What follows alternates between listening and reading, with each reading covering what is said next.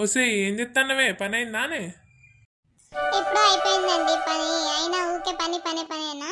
నన్ను ఎటు తీసుకోరు, ఎటు లేదు.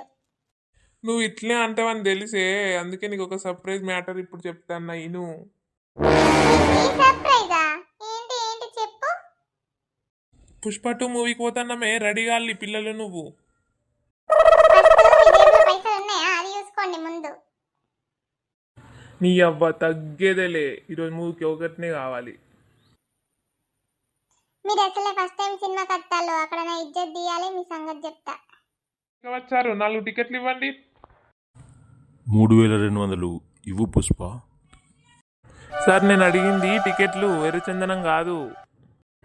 నేను చెప్పింది టికెట్ రేటే పుష్ప. ఊకొని సారు, జోకులు చేయకండి. 4 టికెట్లు 800 కదా. పల్లెటూరు నుండి వచ్చానని మోసం చేయకండి నన్ను. తొందర కొనవయ్యా, అప్పటి నుంచి సోది పెడతాను. అసలు నీ టికెట్లు కొనే మొక్కమేనా నీది? ఏమండి అందరు మనల్ని ఇస్తున్నారు, తొందర కొనండి. ఇదిగోండి సారు, టికెట్లు ఇవ్వండి. ఒకటి తక్కువైంది. లెక్క కరెక్టే ఉంది కదా సారు? ఒకటి తక్కువైంది. ఏం సారు, ఏం తక్కువైంది? టికెట్స్ కొన్నావు, పార్టీ లేదా పుష్ప? టికెట్లకే చెప్పుకోవాలని సారు. ఇక మీకు పార్టీ ఇవ్వాలంటే అడవికి గొడ్డలు పట్టుకుని పోవడే ఉంటుంది.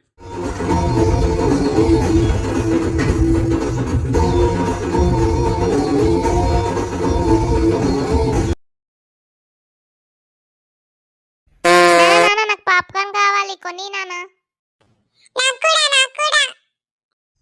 అన్న ఒక చిన్న కప్పు మక్క పాలాలు ఇవ్వర్రి. షూర్ సార్, 200 రూపాయలు ఇవ్వండి. ఏంటి 200? 20 రూపాయలు పట్టుకొని 200 రూపాయలు అంటున్నావేంది? సార్ ఇది ప్రీమియం క్వాలిటీ సార్, ఇది ఫిక్స్ రేట్ ఉంటుంది సార్. ప్రీమియం లేదు తొక్కలేదు, అన్న అవే మక్కలు 20 రూపాయల మక్కలు పట్టుకొని 200 రూపాయలకు అమ్ముతారా? ఇప్పటికే నా జేబు కాలైంది, 3000 అయిపోయినాయి టికెట్లు. ఇప్పుడు మక్కలకని చెప్పి 200 నొక్కుతారా? సార్ మీరు కొంటే కొనండి, లేకుంటే పక్కకు జరగండి. మీ వల్ల అందరికి ఇక్కడ డిస్టర్బ్ అవుతుంది. ఏంది నన్ను బయటకోమంటున్నావా? నేను 3000 రూపాయలు పెట్టి టికెట్లు కొనుక్కున్నా, నేను ఎందుకు పోతా? ఏం సామి ఇక్కడ ఇంకా స్టార్ట్ చేసినావా లొల్లి? నువ్వు ఒక పిల్లగా నువ్వు మధ్యలో వస్తున్నావు, తింగు టింగు అనుకుంటా. నువ్వు సపడేకుండు మూసుకొని. ఓ సార్ మీరు కొంటే కొనండి, లేకుంటే లేదు. అంతేగాని ఇక్కడ చిల్లర గొడవలు చేయకండి. సరే ఇదంతా కాదు కానీ నేనే 20 రూపాయల మక్కలు తెచ్చిద్దా, నువ్వు నాకు పేలాలేసి. పేలాల సత్రం కాదు, పేలాలేసేయడానికి ఇది థియేటర్.